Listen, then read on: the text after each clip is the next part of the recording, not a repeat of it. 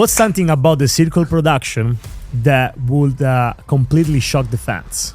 The bathroom on screen is not the actual bathroom. There's a separate door in the hallway where the real bathroom is. What does it take for a new candidate to apply for a Netflix TV show? Kevin Fernandez, finalist star of Netflix's The Circle Season 7, reveals the untold truths of reality TV. From secret rules, production, and intense mental challenges. Giving an insider's perspective that will leave you questioning everything you thought you knew. Messaging. How the fuck does that work, bro? Bro, it is not what you see on TV.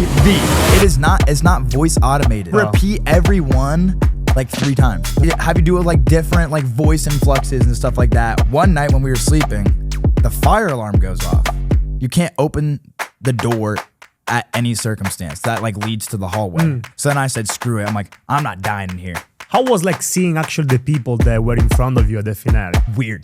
Crazy. You guys did not see half of the finale. They cut and edited it a lot. There was way more yelling at each other. And let's talk about the food shopping. Yeah. How does that work? Yes. Okay, great question. Are you and Savannah dating at the moment? Have you ever done smelling salt? Oh, you gotta get up close and personal with that one. Hey, talk to me. Welcome back and welcome again at the Marco Rude Exchanges podcast. Today we have a special freaking guest. The Circle, Netflix TV show. Kevin, the finalist, my man, the one and only. The one that is not a lifeguard, but it is in the Netflix TV show, yeah? That is the best intro that I have ever had for any podcast or interview so far. Yes, okay, I cannot save lives, but I can save you money on alcohol and wine. I got you afterwards, don't trip. But yes, what's good, everybody? Kevin Fernandez, K Fern, thank you so much for having me today. Let's go, my man. How people can find you? Hey, find me on Instagram at Kev H Fernandez, K Fern videos on YouTube, and crazy TikTok name, but KevBone247 on TikTok. Tap in. My man. So, brother man, you apply for Netflix TV show The Circle, right? Yeah. When did you apply? Okay. Do you want me to go into the backstory of it all? Let's go, baby. Heck yeah. Okay. So I originally got hit up for a Netflix show like my junior year of college. Instagram DMs, someone said, hey, like I'm a casting director for Netflix. I literally thought it was a scam. So I was like, yeah, sure, whatever. I was still in school and whatnot. So I ignored it. And then next thing you know, it was a legit show. And I'm like, dang, I missed out. So then they contacted me, said, hey, let's keep in touch. We're going to be doing more shows later. So then I later got hit up for a show called Big Brother, like a competition show. And basically was a finalist for that. And then I got into like a little disagreement with my dad. My dad's a very traditional, like he comes from a traditional like Mexican Portuguese household. And he was like, dude, you have a job. There's no way you can just turn your job down for this show. So I said, hey, I can't do it. These dates aren't going to work. And bro, I regretted that every freaking day. So then I was scrolling on TikTok like I do every single night, probably a year later, and I see this TikTok that said, hey, what's good, everybody? These are all the shows that Netflix is currently like casting for and stuff. I saved that TikTok to my camera roll. When I was down bad one day, I had a terrible day at work. I saw that video and I said, screw it. What's the worst that can happen? I was sleep deprived. Like I looked like crap in the video, but I just sent a video to Circle Casting. Didn't hear anything for months. Get a text one day. What's up, Kevin? This is so-and-so from Netflix Casting. And I literally thought it was a prank from one of my college teammates. And so I texted them back and I said, shut up. Who the heck is this? And they go, no, let's FaceTime right now. It's Netflix. And they FaceTime me from the Netflix office. And I'm like, oh, this is legit. And then next thing you know, I was in the freaking apartments at the Circle. That's crazy. Yeah. So it's been a long journey, but everything happens for a reason. So those other shows weren't meant to be. I guess I was just meant to do the Circle. So did you know about the Circle before you got, recruited? Dude, I had seen the first season, and that was it. Yeah. It was one of those shows. So I was back in San Diego with my brother. I have an older brother, and we had been hanging out with each other all the time because COVID, like we're locked down. I'm like, we're starting to get sick of each other and stuff. And there was barely anything to watch on Netflix. And then we see that this new show came out. And I was like, The Circle, okay. I've never heard of this before. It's a new show, obviously. So my brother and I are like, let's give it a shot. and we watched one episode and we were like, that was pretty good. We'll watch one more episode. So then we watched another one, and then next thing you know, we're texting each other, bro, okay, when are you going to get home from your workout? We got to watch the next episode. So we watched the whole season 1, and then, dog, I had not seen another season until like I got hit up and they basically said, do you want to do this? And I go, oh, I got to study up. So the week leading up to filming, I just watched as much as I could, and I was like, okay, hopefully that's good enough. Wow. But yeah, everyone asked me, like, were you a super fan or anything? Like, don't get me wrong, I love the show, but a lot of my castmates had seen every season a ton of times, and then they asked me, oh yeah, like, how many seasons have you watched, Kev? And I'm like, 1. That's crazy. Yeah. What do you think is the biggest misconception that people have about The Circle? Oh, dude, there's so many. Okay, first and foremost, I feel like people think the competition aspect is hard. The hardest thing about The Circle is I feel like people think it's easy because you're just hanging out in an apartment, chilling, like playing this game through a TV screen. The hardest thing is the mental component of it, of being completely isolated from the outside world. You can't talk to anybody. You don't get to see your family. You give up your phone, everything like that. Like, you are isolated from the world and you are filming 24/7. You are on cameras 24/7. So you got to make sure like you're obviously like high energy and like engaged and really competitive the whole time. So just knowing that you got to be on 24/7 and the whole time, like, you're competing. So you got to be in competition mode 24 hours a day for like the 3 weeks that you're there filming. So dude, I thought it was going to be easy peasy, lemon squeezy, walk in the park. But by the time I was done, I was exhausted. It was actually exhausting. I never thought that reality TV would be exhausting. But when I was done with it, I was like, you know what? That was one of the harder things I've had to do in my life. That's crazy. Yeah. 3 weeks of filming. Yeah, bro. It was like 2.5 or something like that. Yeah. Dude, I noticed that there is a camera literally looking at the toilet. Bro. Oh, okay. You want to know? Please, you want to know yes. something about the toilet? Talk to me. Okay. The bathroom on screen is not the actual bathroom. Oh, there is a green... It's a bathroom, but you don't use that one. You only use the sink. So you don't use the toilet or shower in there. There's a separate door in the hallway where the real bathroom is. And that's where you go to the bathroom. That's where you shower. Dude, I learned that real quick because I run into the apartment the first day. Wow. I'm all excited and everything like that. And then naturally, like, I had to go handle some business. So I go into that bathroom and I'm about to use the restroom, and the producers like stop me and go, no. That's not the real bathroom. That's not the real bathroom.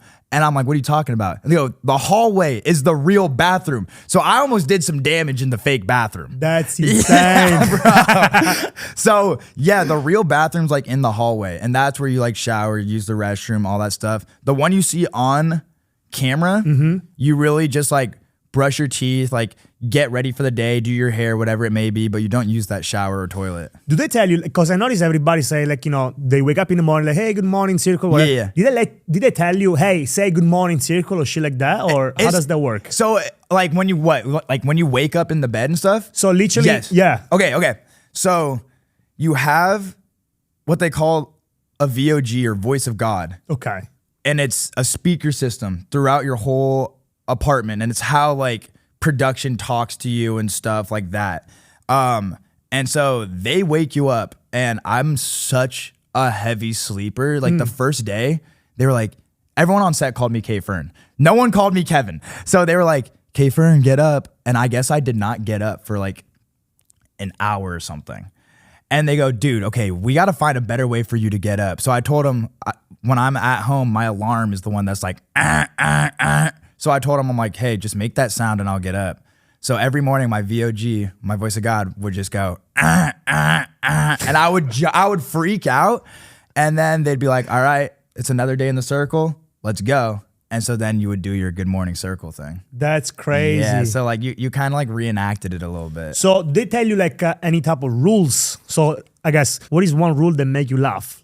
I'm assuming they give you like a bunch of rules. You get a respect, ton right? of, like, you literally get so many rules.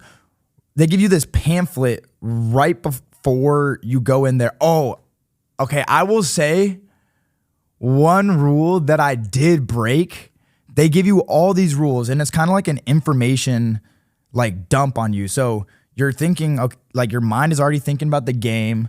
They're telling you all these rules and stuff, and you're just kind of just going in one ear, out the other. One rule is you can't leave, you can't open the door at any circumstance. That like leads to the hallway. And they're like, even if there's a fire or an emergency, whatever it may be, you cannot open that door. One night when we were sleeping, the fire alarm goes off. And obviously, like, I'm in a foreign environment. Like, I don't know what's going on. Sure. And my microphone is not on me. So I go into the kitchen. It's like 3 a.m. or something. I'm guessing. We didn't have clocks. And I'm like yelling, is this like a drill? Is this real? What's going on? Am I going to die in here? And nobody responded to me. So then I said, screw it. I'm like, I'm not dying in here. So I covered my eyes. I opened the door a little bit. And I'm like, is this legit? I'm not going to die in here. There's no shot I'm dying on set. And then some lady was just like, oh, come with me, come with me. And so she walks me outside. I have no shirt. I'm in my boxers, no shoes. And then I just hear over the radio system, people saying like, hey, where's Kevin? Where's K Fern? Is K Fern here? And then this lady looks at me and goes, wait, are you talent? And I'm like, yeah, I'm one of the contestants on the show. And she's like, shit, we got to get you back to the apartment. So that's one rule. Don't leave the apartment at any cost. And then the balconies, I thought that I could chill on the balcony in the apartment. Those doors are locked at 24/7. So you can't just go to the balcony, hang out. That's another rule. I thought I was going to be able, you know how they have like the area with the hot tub or the gym and stuff like that. I thought I was going to be able to go to the gym whenever the heck I wanted, but you have to sign up for your time to go. So you can't just go whenever you want. Like you can say, hey, can I go to the gym today? And they'll say, yeah, we have to see who else is in line because they had to line it up to where we wouldn't bump into each other at the gym. Sure. So I thought that I was going to be able to just do whatever the hell I wanted the whole time. But like they definitely had it like scheduled out and lined up. Yeah. That's crazy. Yeah, nah. It was interesting. Do you think that production has some type of favorite people within the game? I don't know because I truly don't know how production was interacting with the other contestants. I can tell you who the favorite for production was, Samson the dog.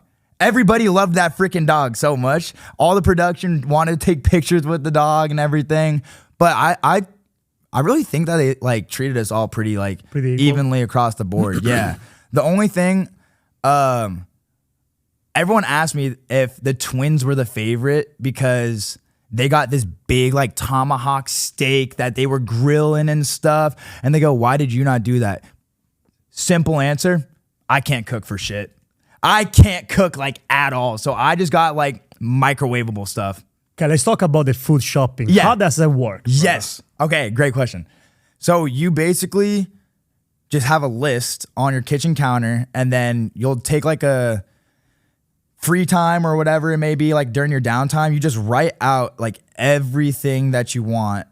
And then you put the list either like by the fridge or on the counter and then go back into your room. Someone from the production team will come in, take the list, they go grocery shopping for you. And then 2 days later, when you're sleeping, it's kind of creepy, but when you're sleeping, they come into your apartment, stock up your entire fridge. So then when you wake up in the morning, like all your stuff's there, like all the stuff that you requested. And you can request anything except for alcohol. So you didn't drink alcohol for 3 weeks? Bro, it was the most sober I had been in ages, dog. Because everyone assumed, because I was pretty high energy throughout, right? Yeah. So they were like, oh yeah, like you must have been sauced up. And I'm like, brother, I had no alcohol basically the whole time I was there. But I remember there was like a day party that made it look like super fucking cool. The VIP party. Yeah, the VIP party. Okay, so the VIP party happens. We get all these like fire clothes and everything like that. And then the number one thing that I see is a bucket and there's some bubbly in there. And I'm like, finally, we get some champagne. Like we can get lit. So I pop the bubbly, I pour it up. I must have gotten like halfway through this bottle and I'm thinking to myself, okay, am I an alcoholic or something? The Because C-boy fact. I am not feeling this at all. I'm like, I'm not drunk. And so I'm reading the bottle and then I read the label, non-alcoholic champagne, 0% alcohol. That's so funny. any of the champagne that we had and stuff, it was all 0%. Wow. Yeah, we got to drink alcohol one day. At the final. Okay, 2 days. 2 days. 2 days. The finale. The finale. Got to have champagne. And then if you made it long enough, I think if you were final 5 or top 5, you had an off day. So like for the 2.5 weeks or whatever that you were there, you had one break day where there's no filming going on whatsoever. You get to wake up whenever you want. You get to watch TV for the first time. You can watch Netflix shows and stuff like that. And you can order whatever food you want from like any restaurant in Atlanta, because that's where it was filmed, in Atlanta. And they gave you 2 alcoholic drinks. And I was like, bro, 2 alcoholic drinks? I was like, give me 2 shots of tequila or something. I'm trying to get something in the system. Yeah. And so I asked for 2 margaritas, thinking they'd bring me like legit margaritas. They brought me these 2 tiny canned margaritas that were like 4% alcohol. And I'm like, fam, this is going to do nothing for me. But the sad part is I hadn't drank in so long. Having those 2, I was feeling it. So you drank that day and then the finale. The finale was real champagne, I would say. Real champagne. Yeah. How was like seeing actually the people that were in front of you at the finale? Weird. Weird. Crazy. Truthfully, I thought that like going into it, I'm like, there's gonna be a fight. I was so nervous so you do like hair and makeup before the finale, and the like makeup artist is asking me like, hey, like how you feeling? And some of the producers came out like, oh, are you excited for the finale? And I straight up said no. I'm like, this like cast freaking hates me. I've sent everybody home. This is gonna be a bloodbath. And they're like, no, it's gonna be okay. It's gonna be okay. Because also at this point in time, I didn't know Madeline was lying so much and that she was really going to become the number 1 enemy. Thank you, Madeline, for being the number 1 enemy, by the way, taking the villain role. So I was so nervous going into it. And I went in with the mentality of, this is going to be terrible. We're going to film the finale and I'm never going to talk to these people ever again. I will say, you guys did not see half of the finale. They cut and edited it a lot. There was way more yelling at each other. Really? Yes. There was me, Darian and Jadeja got heated at each other. Really? Yeah, because they were like calling me a liar and stuff. People were calling me liars, and then I was looking at them and I'm like, well, guess what? I'm in the finalist couch and you're not. When I found out that Madeline lied, I had a way bigger reaction that they kind of cut out. There was a lot, like we had to stop filming so many times because people were yelling and like talking over each other and whatnot. So production was like, stop. And they cut all that type of stuff out. And the one thing too, when Rachel came out to the finale, she said hi to everybody. And then when it got to me, she was like saying, I love you. And then it comes to me and I like go for a hug and she goes, except you, I hate you, screw you. And the production stops and they're like, Deb, you cannot say screw Kevin. Just say I don't like you and move on. Deb did not like me at all. Really? Yes, bro. Why? I mean, I think you guys were pretty good. We got good at the end, but she didn't like me because her and Savannah hit it off, and then I voted Savannah off. Oh, that's true. Yeah, and then Deb thought that I was like a 40-year-old man the whole time. So she's like, this guy's like faking it, lying. I know he is. So she just had beef with me because her and Gianna were so close too. And obviously I wasn't the best of friends with Gianna until the end. So she just did not like me across the board. She thought I was some stereotypical like douchey frat guy or something like that. And then we met afterwards because I was like, okay, we got to squash this beef. And so we had to meet up at dinner and I was like, yo, we have to talk about the finale. And then after we got to talk more, Deb was like, wait, you're actually so nice. I feel so bad because when this show comes out, you're going to see how much I hated you. And I'm like, you know what? it's all fun and games. It's a show. It's all good. So I was glad we were all able to like squash the beef and be good. Now, I saw a few pictures where everybody hang out together. Gianna, the actual Gianna was there. Yes, and, bro. The reunion party? Yes, the reunion party. Okay. I wasn't there. Okay. Why? Okay. Netflix does a great job of telling you things like the week before. Oh. Like, they do not give you any time to plan. We didn't even know the filming dates until like 2 weeks before. And so literally when I was done filming, I get my phone back and everything, call my mom and dad, like, hey, your son just missed out on $100,000, but he got second, whatever. And then my mom, we do a big family vacation with a couple of my family friends I grew up with. Yeah.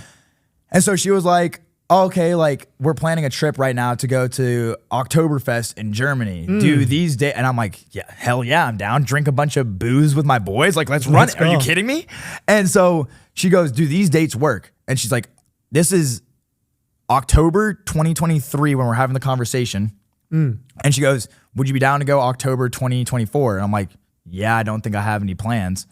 And so obviously the show comes out and whatnot. And then we're wondering when we're going to have this reunion party. And they tell us a week before, oh yeah, we're going to have it the first week of October. And I'm like, I can't go. I'm going to be in Oktoberfest. And so obviously everyone was bummed and whatnot. But they start posting on Instagram and everyone's like, wow, they didn't invite Kevin. Oh my gosh, they must all be beefing with each other and stuff. But nah, it's not even like that. Okay. Yeah, so it was show. I was bummed I couldn't be there because like season 6 cast was there. A bunch of people who were on the show earlier, like Love is Blind people were there and stuff. So like, I was bummed I couldn't go for that. But there's no beef. Okay. Yeah. Savannah, talk to me about it.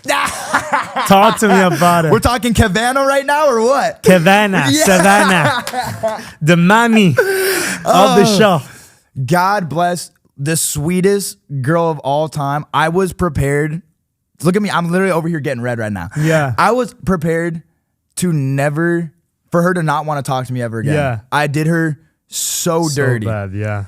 And so then at the finale, like, I was like, oh, she's not going to want to talk to me or whatever. And then afterwards, though, we all go to a dinner and stuff and we start chit-chatting. And I was like, wait, this girl's actually so chill and so nice. Like, she instantly forgave me. She's like, it's a TV show. I'm like, okay, great. And so then we started chit-chatting and then I was like, you see it on screen too. I'm like, hey, if you're ever out in San Francisco, say what's up or whatever. I kind of just said that and I'm like, she's not going to actually pull up. Yeah.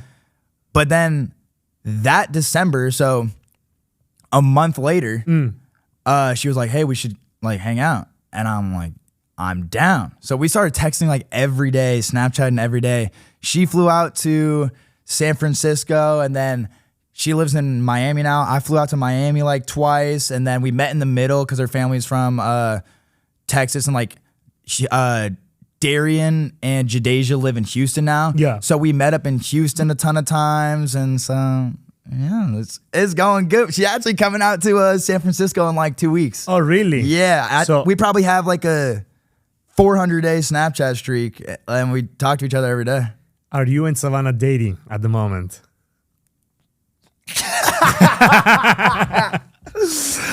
Let's just say we're talking right Allegedly. now. We're talking right now and it's going very well. The co-parenting with Samson, the puppy step pops is very much alive and in action, you know? Like when you go through an experience like this show that not a whole lot of people can relate to, you know, it really makes everybody like super close off rip, right? And then I start talking with her.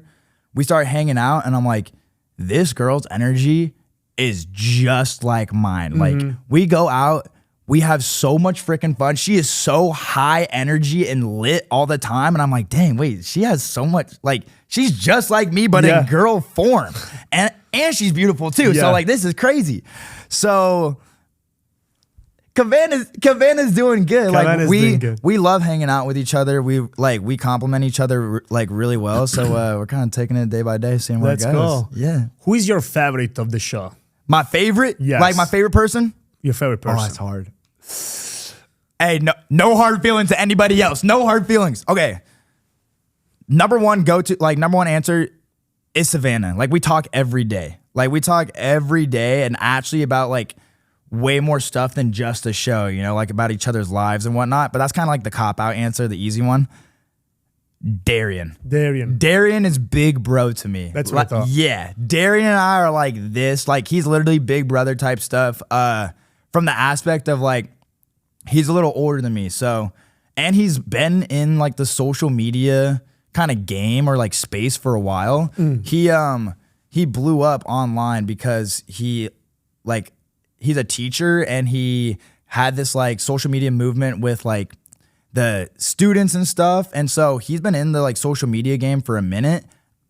I am so new to this. I don't do any of this type of stuff. So I linked up with him in Houston, and when we linked up, that's when we were like, okay, let's get to know each other outside of just the show. Like, tell me about your life, like how you got here, about your upbringing and stuff. And so we really got to know each other, and he was putting me on game for like the whole social media business and whatnot. And so then like we randomly just like FaceTime, call each other and stuff. And Jadeja too. Jadeja's like my big sister. If I'm out of line, if I do anything stupid, she's calling me or texting me being like, Kevin, what the hell are you doing? And I'm like, okay, you're right. Thanks for checking me. So Savannah and I call Jadeja and Darian mom and dad. Mom and dad. Yeah, we call them mom and dad. Circle mom and dad, because like they're older than us and like keep us in check with everything that we do. But I would say Savannah for sure, and then Darian and Jadeja are the two people I talk to the most. Got it. Yeah. Now, mentally, emotionally. Yeah. The isolation, brother man. 3 weeks. I mean, it must be fucking boring, number one. Number two, like drain the shit out of you, yeah? Hell yeah, it was boring as hell in there. Are you kidding me? There's nothing to do. Like, brother, I read my first book since high school when I was in there. That's how you know I'm bored, if I'm reading books in there. But that was the one thing I was not ready for. The mental component of it. Because like, you're really just in there with your thoughts. You have nobody to really talk to. But I think it was kind of a blessing in disguise, because it really made me think about like what I want to do with my life outside when I get back home type of thing, you know? Like, I feel like I was so caught up in my day-to-day of work, like working out, doing all like the normal stuff that I would do, obviously. And then when I got pulled away from my normal day-to-day and then dropped into this situation where I'm literally just with my own thoughts, I really started to think like, shit, what do I want to do with my life? What do I want to do within the next year or two? Like, do I want to be doing the same career path? Do I want to do something different? Which I think was really good for me to have like a little bit of a breather and think about like my life from outside of my normal day to day. So what's one thing that you can say that you learn from yourself by being completely cut off from the world?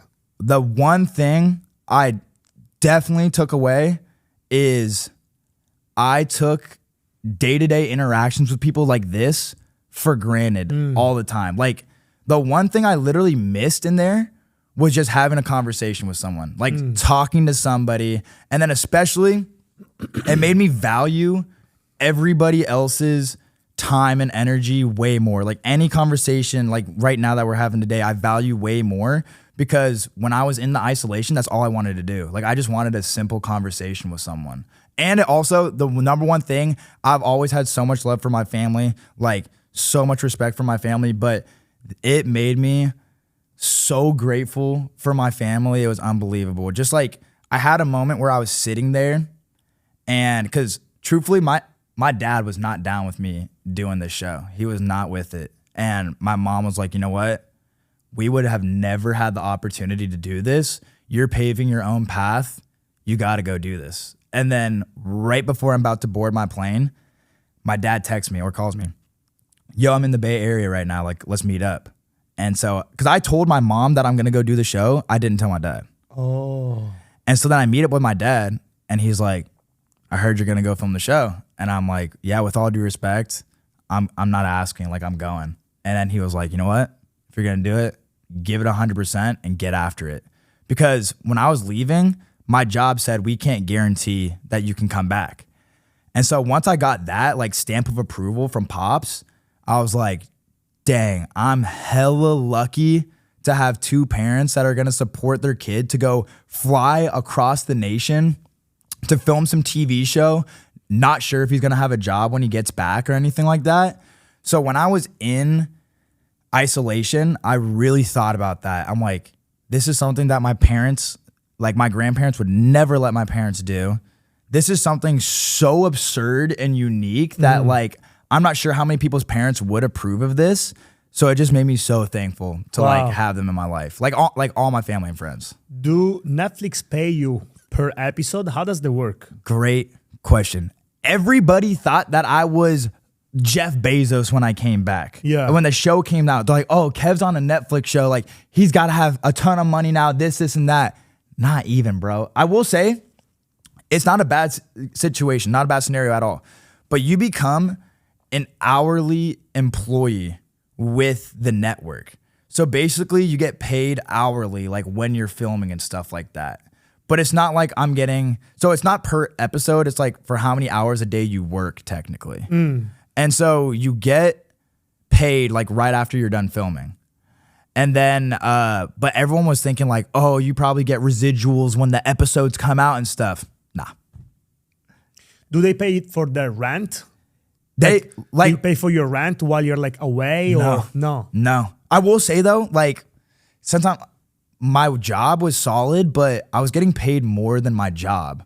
So my roommate, I gave my roommate the money before I left. I'm like, hey, pay the rent for this month. And then I went out there, I got paid hourly. And obviously I wasn't getting paid for my other job. But they pay for your flights out there. They pay for like all the food, all that good stuff like that. And then before you go into the apartment, you stay in a hotel in Atlanta, like while they're like getting everything like situated and whatnot. So they pay for all the hotels. So they pay for all the expenses associated with the show, but you do not get a check like everyone thinks.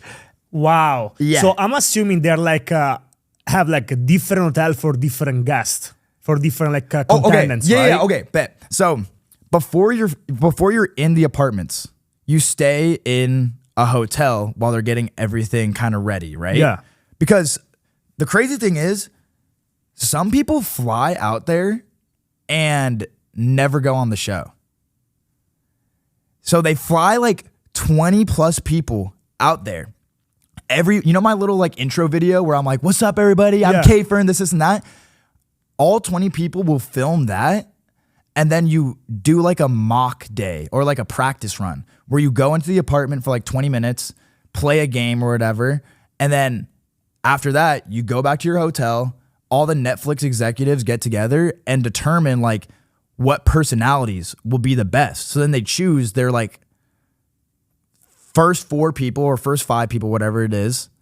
And then they tell everybody else, hey, you're not in the first 5 people, but we're going to keep you around if we want you to be someone who comes later in the game. Oh, that's how many people, like 3 people, I think, came out after that. Oh. So some people go out there, stay in a hotel the entire time, and never end up being selected. And do you want to know how I know that? I've never told anyone this. I was going to be on season 6. I flew out there, stayed in a hotel for 3 weeks, and they never chose me to be on season 6. And then they said, because this is what happened. I was going to be on season 6. The day before I'm supposed to fly out, they go, can you please be on season 7? I go, I can't. I already gave the days off for work. Like, I have a selected days because season 6 and 7 film back to back. And so then they go, okay, if you come out for season 6, we can't guarantee you're going to be on, but season 7, you'll be on. And I was so stubborn. I'm like, if you guys want me bad enough, like I'm going to come for season 6. I flew out season 6, filmed my intro, stayed in the hotel for 3 weeks, never went on. Oh. They flew me back home and they were like, can you please come back for season 7? And I was being stubborn. I'm like, no, I can't. Like, I don't have the days off from work anymore. I used all my PTO. And then something in my gut was like, I got to go back. So then I flew back and then went on for season 7.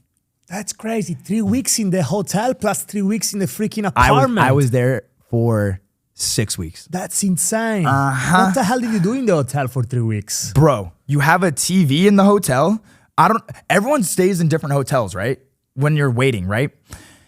My hotel had 3 channels on the TV.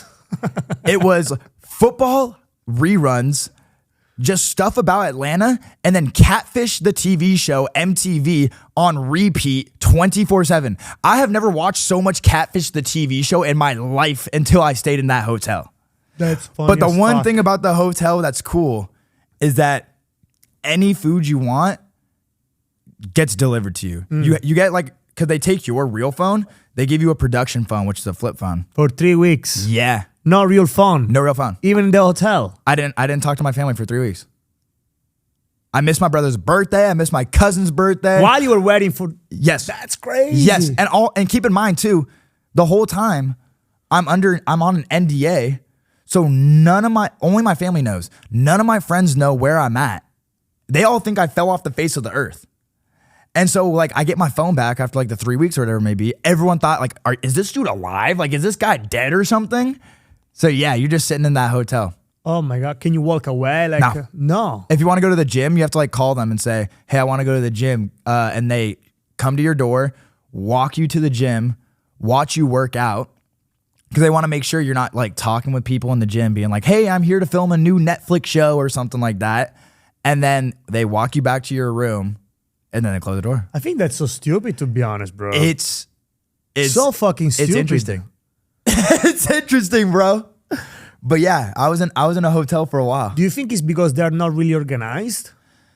For like what? Like how to set up a proper expectation, number one. Number two, like how to organize like a fit schedule. Be like, hey, you're gonna be in season 6 or season like waiting 3 weeks in a fucking hotel doing nothing. It's because like they try to see how the show is gonna go with all the different people, right? So like they could have a plan in their heads, like, oh, if we put all these people together, their personalities are gonna mesh really well. Okay. But then they could put them all in, and then they're like, oh shoot, these personalities don't mesh that well. We need to add somebody else in. We need to add in this type of personality to stir the pot, or like this type of personality to like make an alliance or whatever it may be. That's crazy. Messaging. How the fuck does that work, bro? Bro, it is not what you see on TV. It takes, okay, I'll tell you this. If a message back and forth on screen when you're watching it takes 3 minutes, it takes 30 minutes to film. It's not voice automated. Like that's what I thought. Yes, it's not like Siri. I noticed that you guys say circle, message, yada yada yada, this to Kevin. Do they let you repeat this? Hell yeah. That's what I thought. You repeat every one like 3 times. Because they want like, they have you do it like different like voice influxes and stuff like that. Or like, they'll be like, oh, okay, can you like say it with more energy or something like that? And then you never know which one they're going to end up choosing or whatever. Oh, I see. But messages take forever. So I would send a message, right? And then it goes out there into the chat. It's up there on the screen. And then you wouldn't get a response for like 5-10 minutes. So yeah, every conversation you had or like that you see on TV, just know that it's like triple the time when you're actually filming it. Okay, let's go a little bit deeper now, yeah? What's something about the Circle production that would completely shock the fans? Circle production that would completely shock the fans. Okay. I've talked about it a little bit. Let's talk a little bit more now. But first and foremost, everybody thinks on the Circle that you can they go, why the heck did you not just have a conversation with Darian to try to clear the air? Or like, why didn't you have more conversations with Savannah about this, and that? When I watched the show, I was under the impression of like, oh, I'm just going to go onto the show, have as many conversations with as many people, make all these alliances. No, like they pick and choose who you have like conversations with. So I could say, oh, I wanted to have a conversation with Jadeja the whole time. And production was like, no, like that doesn't, like you don't need to. You're already cool with Darian, so you guys are good. But let's try to get you a conversation today. And then I would have like a conversation with Andy instead. So you don't get to choose who you want to talk to. So I saw that some people get like upset because nobody reach out to them. Type of thing. Yes. So that may be maneuver, right? Yes. Oh shit. But according to allegedly, according to some people though, according to some people, like fans make these accounts where they literally counted how many conversations each contestant had. I guess that I had like the most conversations on the whole show. Okay. So I can't complain. You can't complain. I really can't complain whatsoever.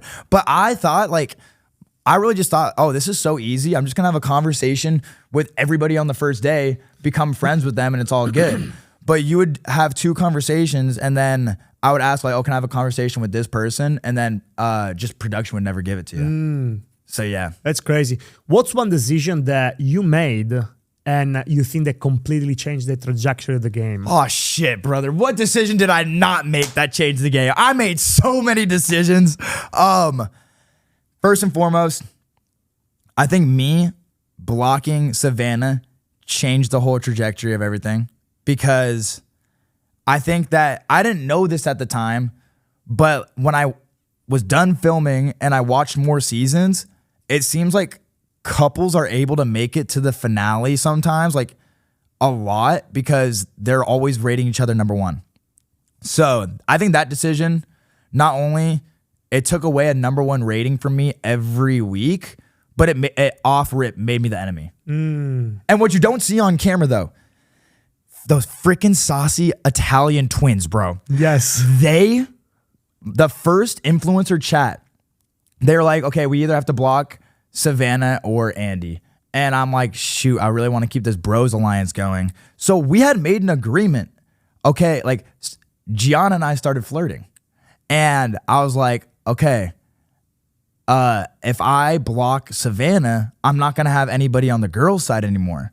And the convo they cut out is Gianna getting all saucy with me, being like, oh, we'll be your new circle wife, or I'll be your new circle wifey. You won't have to worry, Kev. Screw Kavanna. It'll be Keviana or whatever. And I'm like, say less. I'm going to be booed up with Gianna. This is perfect.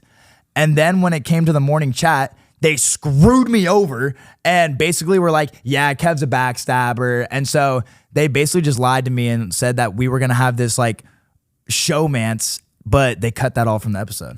They play a really good fucking game. They played a good ass game. I can't even lie. They played a good game. But I will say, hats off to them. Killed it. Nikki, JoJo, all the respect. I wonder how I would have done if, like, for example, I had my brother in there. Or if I had like way easier another person in there. Yeah. Because I think that they got to deliberate on every decision.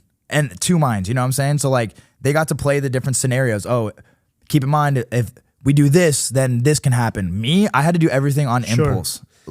I noticed that everybody had a notebook. Yes. Why? Okay, I wondered the same thing. Okay. I wondered the same thing. I didn't take notes for like the first day. I noticed you were like one of the people that didn't take any fucking notes. At all, bro. Yeah. At all. And I'm sure if I studied and watched more episodes before, I would have been like, oh, maybe I should start taking notes.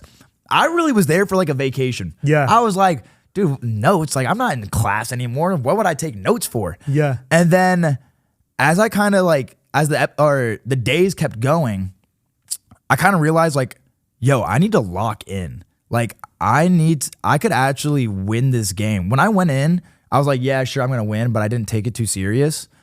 When I started becoming an influencer and stuff, I was like, shit, I have a shot of this, but I need to like remember what people say so I could go back to see if it will help me later. So that's when I started really writing stuff down. And I went through like the whole notebook. I think on like the 3rd or 4th day is when I was like, shit, I could actually win this thing. I need to lock in. So that's when I got super serious and started treating it like a game. When I first got there, I was like, basically vacation, man. Like I don't have to be at work. I'm going to be on a TV show. This is sick. And then I reminded myself like, yo, there's $100,000 on the line. I got to lock the frick in right now. So that's when I started doing all the notebook stuff. And then, damn, I wish I got to keep my notebook. They took it from me though. They took it? Yeah, because they didn't want me like going back home and then say I left it somewhere. The show didn't come out for a year until after we were done filming. So they were afraid, like, because I had like basically everything that happened during the show in the notebook. Oh. Yeah. So Wow. yeah, that was like the first time I took notes since college, probably. What's up with the hashtag, bro? Everybody use the fucking hashtag. Bruh, I think it's so ridiculous, bro. I'm saying, bro, you had to have hashtags. Because since it's like a social media game, they wanted to like incorporate more social media things. Uh-huh. I have not used a hashtag in real life for years until I went on this TV show. And I will say it's so weird because you like you're living in the game. So when I was done filming, I literally found myself like talking out loud or like saying hashtags and stuff. It was so cringy. Really? Yes, bro. Like in normal text, I was using hashtags and whatnot. That's and funny. now it's like a funny joke with like the cast. Whenever we text each other, we'll use like a random hashtag. But so many of those hashtags, you'll finish writing the message and then the message wouldn't send. And then you're like, crap, I have to add a hashtag or something like that. Oh. Yeah, like, I don't know. I'm not a big hashtag guy in the real world. That's funny. Do you still talk with the twins? Yeah. Nikki and Joe, like we have a big WhatsApp group chat that we all talk in and stuff. Like shoot, we were even talking in it this past week. But I will say like Nikki and JoJo, like they're on a run right now. Like they're doing like big things and stuff like that. So sometimes it is like tough to get a hold of them. But when I met them in real life, I was like, dang, I wanted to hate these guys so bad, but they're so chill. They remind me of myself. And so then we all got each other's like information afterwards, and I'm still trying to set up a time to get out to New York to say what's up to them. Nice. Yeah, no, they're super cool. Like, I they're saw dope. them before actually the show because of TikTok and stuff Yeah, like that. that's what I'm They're saying. funny as fuck. That's what I'm saying. Yeah. No, because we couldn't follow each other on social media until the show came out. Really? No one's allowed to follow each other on social media. But I go on TikTok one day and they showed up on my For You page. And then I was like, okay, like let me check them out. Like, what the heck? And I realized how many freaking followers they had. I'm like, you're kidding me. I did not know that they were this big. But yeah, they have a big following too. Yeah. So yeah, I'm trying to get out there and say what's up to them in New York for sure. Nice. They came out to Cali a couple of times, but like it's hard to like line a lot of things up these days. Got it. Do you think that the life after the circle, like action, Yeah. do you think that the circle impact your life in a certain way? If so, how? 100%. I feel like I filmed it and I was like, you know what? This show's going to come out and it's going to be cool. It's not going to be that big of a deal or whatever, but it'll be a great experience, cool story to tell my kids one day or something. The show comes out way bigger than I thought it was going to be. Like, I'm going out to bars in San Francisco and people are like whispering, being like, is that K Fern? Is that K Fern? And I'm like, what the heck is going on? Like people asking to take pictures and stuff. I went to like bars in SF and I would order a drink or something and the bartenders would be like, hey, like I hope you win. Like whatever you want tonight is free. And I'm like, hell yeah, free shots. This is dope. But I realized it was big when I traveled to Germany and people were coming up to me in Germany saying like, K Fern, what's good? I was in the Munich airport having dinner with my family and this dude came up to me and he was like, hey, my wife and I love you on the circle, by the way. And I was like, shit, this is big, bro. I'm like, I sometimes forget Netflix is like a worldwide thing. Yeah. So this is big. But the one time, I mean, I was not a social media guy really, right? Yeah. I probably had 2,000 followers before the show came out. Like, I didn't really post that much. It is so straight up scary going from maybe 1 or 2 notifications on your phone, and then the next morning you wake up and you have like 1,000 plus. Especially when you're someone like me who ends up being a villain on a show. Yeah. The comments and like The hate, DM, I guess. bro, Yeah. the hate got crazy. I will say, like when the episode came out where I blocked Darian, I'm gonna admit it. I had to turn my comments off. It was so bad. That's the only time because they prep you for this. Netflix preps you. You have classes where they talk about how to deal with these types of things. Like they prepare you and say like, hey, when this stuff comes out, you're going to have a lot of attention on you. Be prepared. Here are some like whatever coping mechanisms, whatever it may be. I didn't pay attention. I'm like, bro, it's the internet. Who cares? Yeah. I guess I didn't realize like the magnitude that it would all happen and how quickly it was all going to happen. And so like the day that Darian got blocked, I got so many death threats, hate comments, all this type of stuff. And like, keep in mind, I'm back at my normal job. So like, I can't monitor these all day. Yeah. So that day I had to turn off my comments and like turn off my DMs and everything like that. And then once I was done with work, I'm like, you know what, bro? It's a TV show. None of these people actually know me. Yeah. But dude, it did like mess up. Like Really? it did mess me up for a couple of days. Like I was calling Savannah and I'm like, dude, like, am I actually a bad person for doing this? Because I saw how dirty I did Darian and I felt like a piece of shit. Because keep in mind, when filming the show, I know none of these people. So I'm like, Yeah. dude, I'm just trying to get my bag. Like, Yeah. who cares? But when the show comes out, by then, I've known Darian for a year and we're good friends. So when I'm watching it from the aspect of like, dang, I really did my friend dirty. Like, I did my friend dirty and I feel like a piece of shit. I remember I was calling Jadeja. I'm like, is Darian mad at me? Like, I'm so sorry, this, that. And Darren and Jadeja were so chill. They're like, Kev, you're good. It's a show. Like, we didn't know each other back then. It's good. But the worst I felt and the worst hate I got was when I blocked Savannah and I blocked Darian. People went in Nuts. on me, bro. Yeah. Like the two places I avoided, Reddit and Twitter. Reddit and Twitter were terrible. Like they were so bad. We were in our group chat and everyone's like, Kev, do not go on Reddit or Twitter. Wow. Yeah. Now, when you are in the influencer room, Yeah. right? Is that a separate room, I'm Yeah, assuming? it is. Yeah. How long were you there negotiating with Gianna and the other players? So normally, like the first time I went to the influencer room, I would guess, because keep in mind, this whole time we have no concept of time. Sure. No clocks. I would guess 30, 45 minutes. The one thing about the influencer room too is you think it's going to be go in there, easy peasy, you know who you want to block, you talk about those 2 people, 3 people, and then you're out. But production has you talk about everybody. So you have to talk about the pros and cons of every single player. That's how I got screwed up in the first blocking. Because I went in being like, I'm only going to talk about Rachel. That's the only person I want to get out.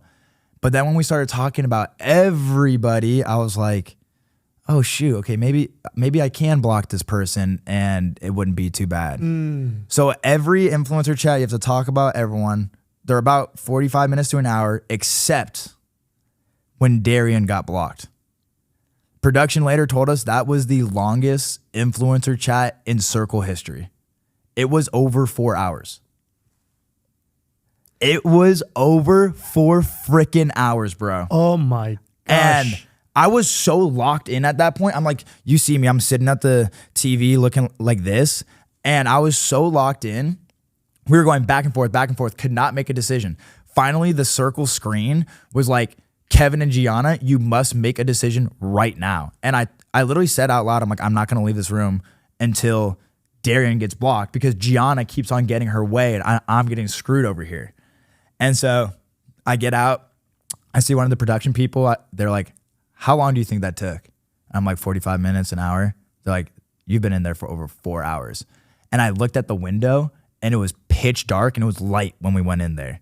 And I was like, holy shit. Oh my gosh. So yeah, normally they're supposed to take a little bit, they're supposed to be quicker, but that one took a decent amount of time. Now, after the show, do you have other people reaching out for branding, endorsement, and like other TV show or things like that? Yeah. Okay, so one of the first people who hit me up for a brand deal, and I freaked out, was Crocs. Because I was wearing Crocs on the show the whole time and everyone was roasting me. And so Crocs hit me up for a brand deal. I had worked with some brands previously because when I ran track in college, I had brand deals. But now that I had the show, like we renegotiated and I got more. And then the thing is like, I got hit up for like not like kind of modeling opportunities, stuff like that, which is cool. And different shows will start to hit you up, but I'm under a contract with Netflix for like the next year. So I can only film with Netflix. Okay. Yeah. Got it. But Netflix is like, oh, now that you guys are all part of like the Netflix universe, if there's another show that we feel like you'll be fit for, we'll hit you up and stuff. So I mean, and shit, I'm so down to run up another one. It was so fun, bro. Would you do another circle? Hell yeah. Really? Bro, and I would win too. Are you kidding me? I wouldn't be a fool this time. I would actually know what the heck to do. If they did a Circle All-Stars, I would so do it. If they wanted me to catfish to somebody, I would absolutely do it. So, you are giving that advice Yeah. to the old Kevin. He went to the circle. He had no idea what to do. Yeah. What advice or blueprint for success would you give him? Oh, I would say have fun, but be more calculated at the start. Pay a little bit more attention. And the one thing I would say is redo your final ratings. That is absolutely how I lost. Be strategic until the very end. Because we did our final ratings. The circle screen says, all right, these are your final ratings for like who's basically going to win. You can either vote with strategy or you can vote with your heart, whichever one you're going to be happier with. And for some reason, when I read that, it snapped me out of my competitive mode and I got soft. And I go, you know what? Gianna played a really good game.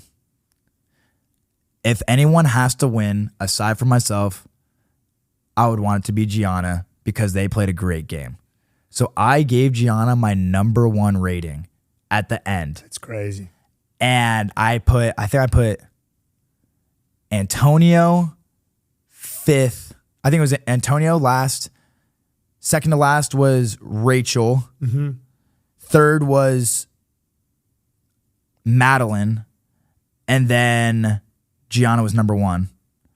And they later told me, yeah, if you wouldn't have put Gianna #1, it was yours. That's crazy, bro. Brother, when I go to work at 4 a.m. in the morning, I think about that every freaking day.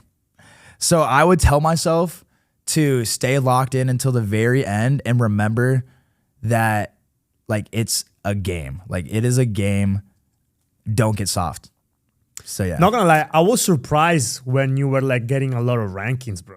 Bro, you're telling me I jumped in the air when I got those rankings. I was so surprised. The best one. The best one was when Darian chose me to be the influencer. And they're like, and the second influencer is, and it turns around and it's my face. And all the other contestants are like, Kevin. And I jumped in the air because I knew if I was not an influencer, I was probably going to go home. But how do you think that happened? Bro, the thing is, this is how so many people thought. And Jadeja talked about it a little bit on one episode. Everybody towards the end thought that I was so hated or like assumed that others were going to rate me last that they were like, I'll just put him like second or something because he's already going to be last on everybody else's. But if you have everybody thinking with that mentality and everybody putting me at second or first, I'm going to be top 2. Oh. Yeah. So, bro, I was just as shocked as everybody else watching. That's I was really crazy. sitting there like, how the hell am I influencer again? And then I think it did help me when I made that alliance with Gianna too, though, to help to like get ratings and stuff. Yeah, that's awesome. Yeah. Now, what do you think what does it take for a new candidate to apply for a Netflix TV show? For sure. I would say personality. Okay. Personality, energy.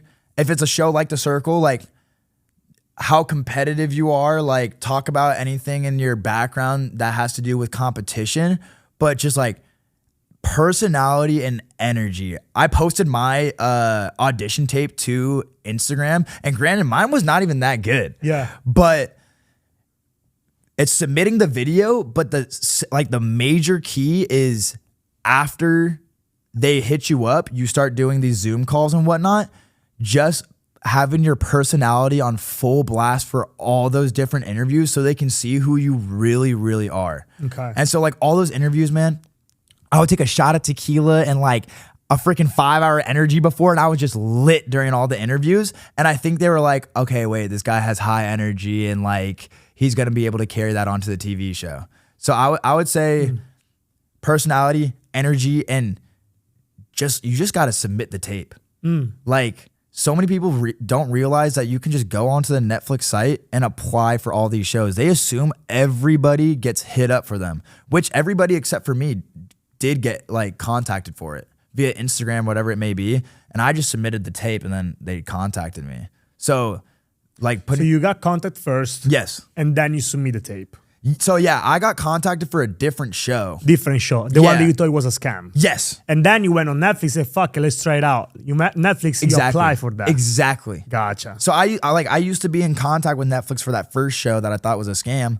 And then like I just never had talked to them again for like another year or two. How long does it take for Netflix after you submit the first show, the first audition tape? How long does it take for them to get back to you? Dude, I'll check the freaking logs right now. I literally made an Instagram post about this where I had like the date that I submitted the tape. Oh yeah, here we go. It was, damn, I'm posting on Instagram way too much these days. Let's go. Shit. Because hella people were asking like, oh yeah, how'd you get onto Netflix and stuff? I'm like, bro, I literally just submitted stuff. Okay, got it. So I saw the TikTok about like the casting. Yeah. August in 2021, didn't do anything with it. I submitted the video January of 2022. And I got a text June of 2023. That's crazy. Yes. So a year and change later. Oh, wow. Yeah. So like, it's all about just like the timing for everything, right? Like divine timing. I'm a big believer in everything happens for a reason. And so they literally just said, we stumbled across your tape that you submitted over a year ago. Can you submit another new one? And so I submitted a new one and then they're like, let's do it. Oh, wow. So if you submit a tape and you don't hear anything back for a couple of months, like don't trip. Okay. Yeah. Even like a year or something like that. I submit one tape. Let's go, baby. Let's freaking go. That's what I'm talking about. Hell yeah. I want to see you in the apartment next, dog. No, I don't want to be in the... No, just kidding. I'm about to say, bro, what if you could do a Netflix show or like a competition type show, what would you want to do? So that's funny. Last time my dear friend texted me. He's like, dude, you should go. Yeah. What is that? I think it's Love Island.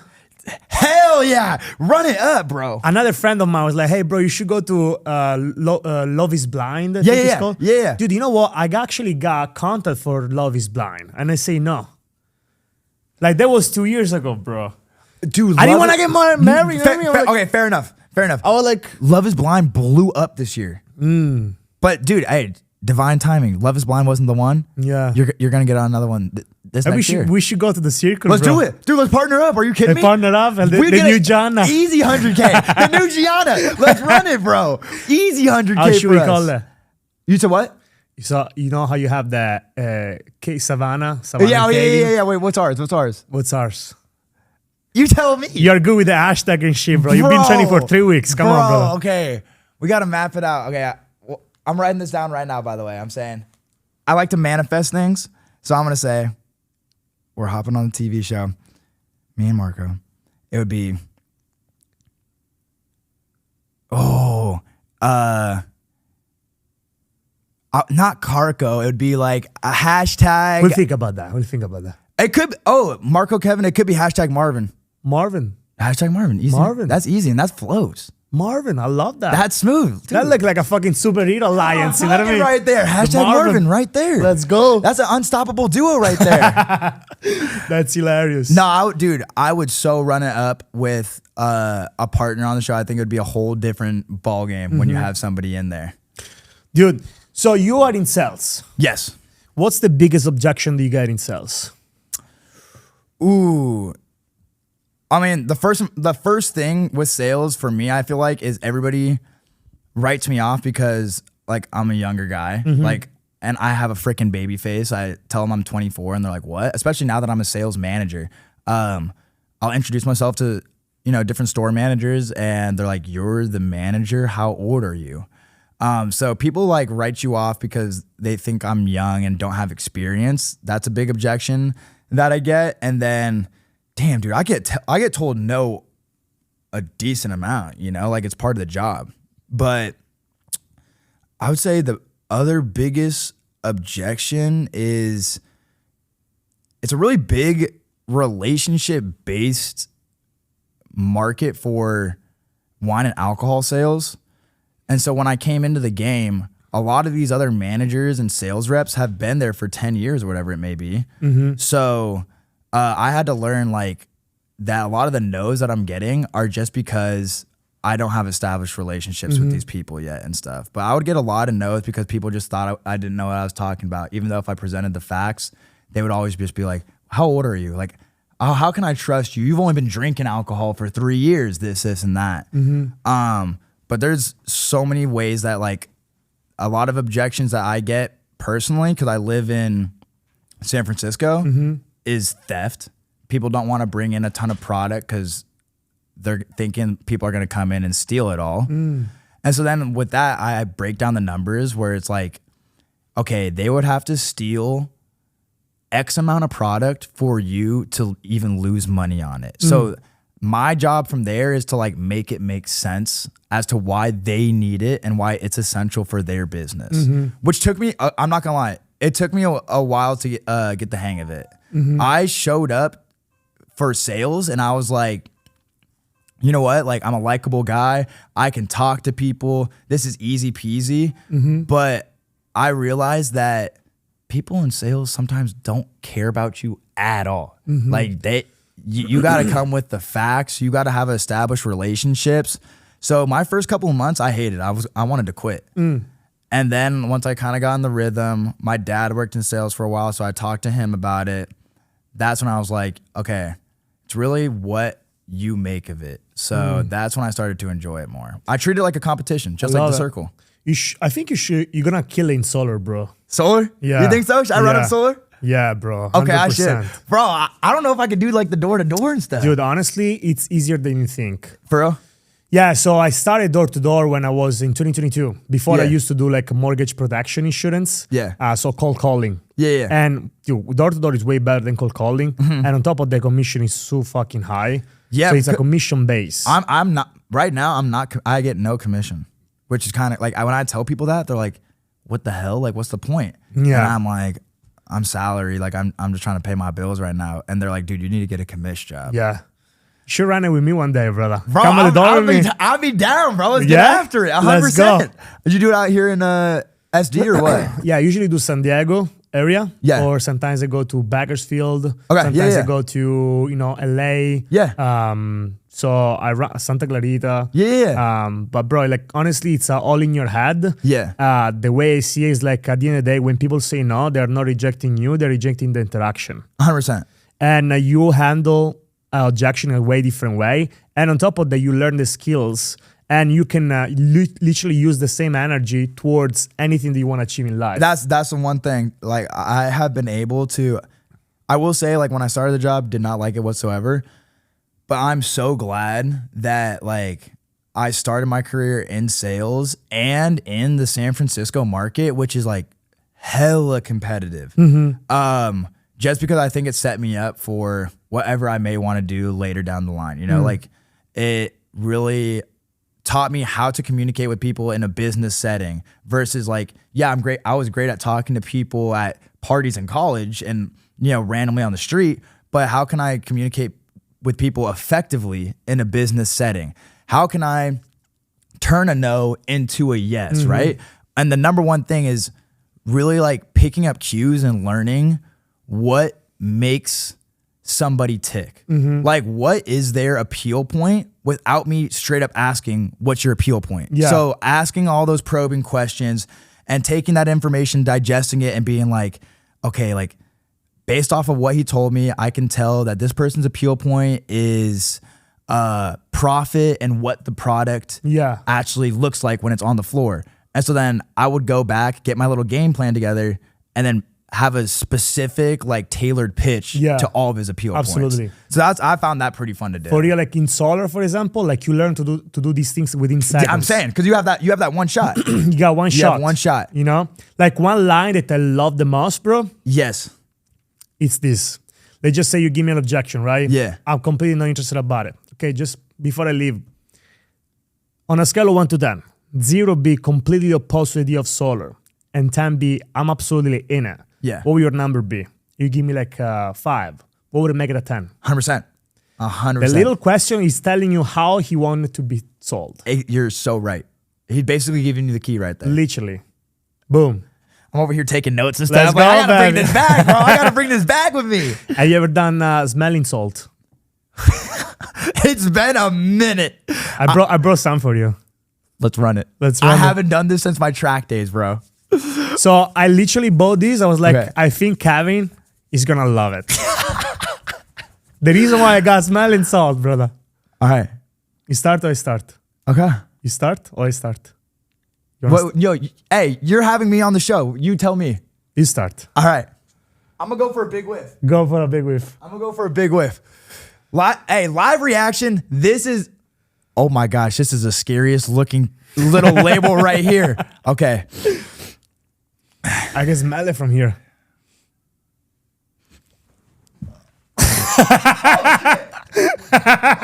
Oh shit! That one went straight to the cranium. Woo! Oh my Good morning, gosh. Marco. What's happening, ladies and gentlemen? We oh, let me show yeah. you. Let me do it again. Oh, that clears it up. Oh, wow. Oh, I'm aware. I could smell it, bro, from like... Woo!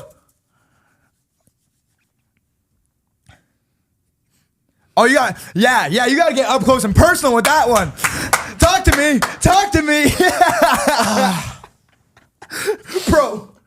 Bro, my eyes right now. Wow. Dude, send me That the waked me the brand, fuck bro. up, bro. That is potent right there. I'm not, by the way, I'm not taking any type of brand. No. Like, I'm not paid for doing this, but it's called Smelling Salt. Wake the fuck up. I'm writing this down. Wake the fuck up, smelling salt. Dude, I'm woke the fuck Wow. up, bro. Holy shit. That's crazy. That was a good one, yeah? That was a great one. Man, I'm ready to do like 10 more hours of podcasting 10 more now. Are hours. you kidding me? Okay, Wow. that was solid right there. When So, are you coming back to San Diego, bro? Christmas. Yeah? I'm coming back for Christmas. I usually come back. I get a break for Thanksgiving, Christmas, Easter usually. But I'm not going to lie. Like, I love just like a quick weekend trip to San Diego. Yeah. Like, the Bay is cool. It's different. Dude, you can't freaking beat it here. Like, my goal is to like get back here, get my money up, hopefully go on another TV show, win $100,000 or something, so I can like actually live out here. But I love it. Nice. When are you flying back to San Francisco? Tomorrow at like noon or something Okay. like that. Or like, shit. Yeah, noon. Okay. Yeah. What are you planning for today? I'm doing a photo shoot after this and then I'm just Me chilling. too. Where at? At 2 p.m. Where at? I think in Little Italy it's gonna be. No I'm gonna way. meet the photographer in Little Italy. So I got a few other, changing and shit. Wait, how long is your photo shoot for? Like 1 hour ish. But tonight I'm probably gonna go out. You wanna? Where, Wanna go downtown? out? Little Italy, bro. Frick it. Yeah? Yeah. Let's go. Let's run it up. Brother, it was fucking fantastic having you on the show. Dude. Before we wrap it off, what's one thing that people don't know about you, but you think that everybody should know about you? Shoot. Okay. Yeah. First and foremost, it's not a freaking perm. These are all natural curls, people. That's the number one thing you should know about me.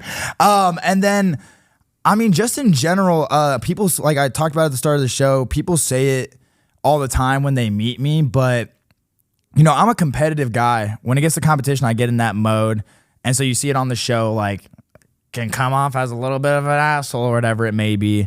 But when I meet people, normally the first thing they say is like, wait, you're way chiller than I thought you were going to be, like, than the persona you gave off on the show and stuff. So yeah, I'm a pretty chill guy. I really just like kicking it with my friends, turning up a little bit. And so I would say like, that's one of the top things. A lot of people are pleasantly surprised when they meet me in person because what the persona that you see on show is exactly that. Like it is somewhat of a persona. Yeah. You're on TV with these cameras going 24/7. You have to be somewhat of a character in a sense, but I'm also myself. So yeah, I would say that. Everybody thinks that like I'm just this kid who got like a ton of stuff handed to them, but I mean, I was the one person on the show who like didn't get hit up for it. I just made it happen myself. And that was after having like all these other shows turn me down. Dude, I've probably applied to like 4 or 5 other shows and stuff, and it just never happened. So yeah, like I've just been trying to make something happen and do something for myself. So yeah. Let's go. Heck yeah. What do you think is your biggest purpose in life?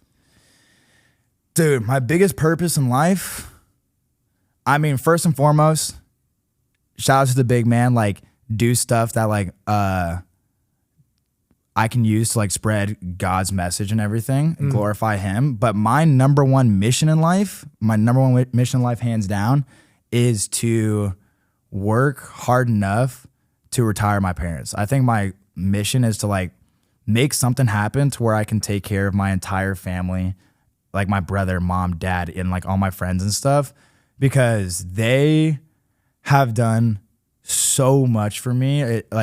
It's unbelievable. They worked growing up. My mom, she's a business owner. She started her own businesses with all by herself. She had to put herself through school. She comes from an immigrant household. Her parents are from Holland. And so she made everything happen herself, like such a boss, started her own businesses. And it wasn't easy. Like she works days and nights. You know, when she owns this business, if someone calls out, she has to go in and work those hours. And she did all of that to like put my brother and I through school. We luckily got track scholarships, but like it wasn't a full ride. So to help put us through college, help us get to where we want to be, because she didn't have the opportunity to do a lot of these things, to go on a freaking TV show. So my goal, I had one goal in life, or a bunch of them, but one of the main ones was my mom she was a born like entertainer. Like she is so funny. She has like such a high energy personality. She always talked about how she wanted to be on TV one day. So I had a goal. I was like, I don't know what it's going to take, but I want to get my mom on TV. And she was on TV because they FaceTimed my mom and dad. Yeah. And so they didn't show it. I started crying on camera, bro, because I was like, dang, like that's sick. Like my mom got to be on TV. My second, I want to get my mom on the red carpet one day. So shoot, I gotta make some moves to happen in order for that to happen. And then I want to retire my parents one day. Let's go. That would be the ultimate goal. Retire my parents and just be able to do cool things like take them on vacations and stuff. Fuck yeah. Yeah, so that's the ultimate goal. We're slowly trying to make it happen. 100K would have been nice, but Let's go. I know there's bigger and better things in the future, and I'm just looking forward to the opportunities and seeing what happens from here. Fuck yeah. Dude, you're an amazing dude in person, even Thank more you. than in TV. Thank you, bro. I appreciate you big time, bro. No, for real, bro. You're so fucking genuine, super cool dude, down to earth. And I can see like you're gonna make some big, huge fucking movies in the future. So I'm excited for that. Thank you for being on the show. I appreciate you so much. Dude, and, pleasure. Tonight, Canadian Exchange, Little Italy. Little Italy, be there or be square. Run it up with your boy. Boom. Heck yeah, Let's bro. go, baby. Great shot, bro. Dude, thank you, bro. Thank you, brother. Yeah. That was freaking awesome. Yeah, you dude. like it? That was fire. Damn, I could do